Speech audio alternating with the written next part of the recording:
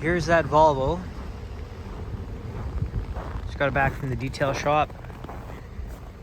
New tires are on, aluminum's all polished up. Tank turned out awesome. All the new 11R 24.5 drive tires are on. Again, the rims are polished. Tire tab has been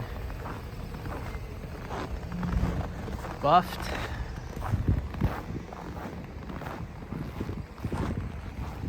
We got the frame bumpers, or frame bumper, tank straps, bunch of stuff blasted and painted.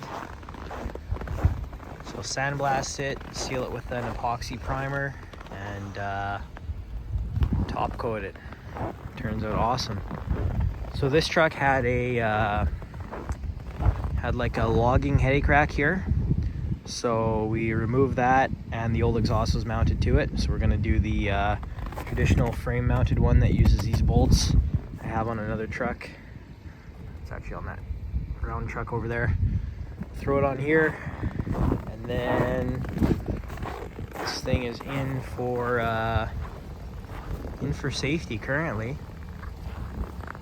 See what it needs, and it should be ready to go soon.